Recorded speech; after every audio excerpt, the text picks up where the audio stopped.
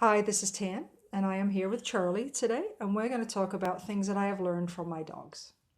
I was reading a quote the other day from Orhan Pamuk, who is the 2006 Literary Nobel Prize winner, and he said, "Dogs do speak to those whom listen." And I really believe that. I think dogs have a great message, and we could all open our hearts a little bit, and we could also listen to each other more.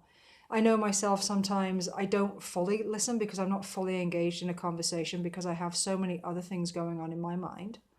Plus, sometimes we formulate our answers while somebody is talking so we can jump in and make our point at the end of their conversation. I've also learned from my dogs to be patient. I have learned patience and intent. As my dogs sit at the back door waiting for the door to open, very intently, they sit waiting intently for that door to open with great patience, and they have faith in the knowledge that that door will open. So that's a great metaphor for life. I think the more things that we're patient for, and the more things that we are intent on happening and have faith that will happen, actually do happen.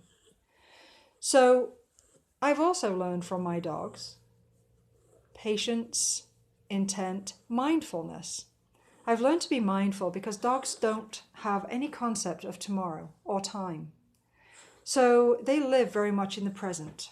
And Charlie presently wants to leave us, so we shall say goodbye to Charlie right now. Are you getting down, honey? Okay, good girl. So I've learned to be mindful from my dogs because they live in the present moment. They have no concept that tomorrow is a reality. They have no concept of time at all. So for them to live in the moment and to be present in everything they're doing is very important because they have no other way in the world. So I've really learned that mindfulness is a good state of being. I try not to get too stressed out about things that I have no control over, that aren't even organized and will maybe not come to fruition, or maybe they will. But to be mindful and to really enjoy the present is a big lesson I've learned from my dogs. I've also learned that happiness comes from the simplest of things, like a comfortable bed to sleep in, somebody to play with, just even a simple walk, and to have exercise and to get outside and to chase a ball and run around is very good for the soul. I've also learned forgiveness. Forgiveness from my dogs in the fact that sometimes they have to be chastised a little bit, when they've ripped up their toys and they're tearing around the house, or they've come flying in the back door and they've got mud all over the couch and I need to rein them in a little bit. And I very rarely raise my voice, but they know when, they've overstepped the lines. However, when I've had to rein them in and I give them a little bit of grief, I never raise my voice very often.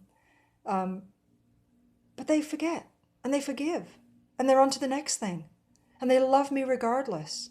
They love me regardless, whether I've given them trouble. And they acknowledge that. I mean, their ears go back, the tail goes between their legs. They know what they've done wrong. But as soon as that's over, they're running around the house, they're loving me, they're all over, they're jumping up and down with each other, and they're thoroughly enjoying their life again.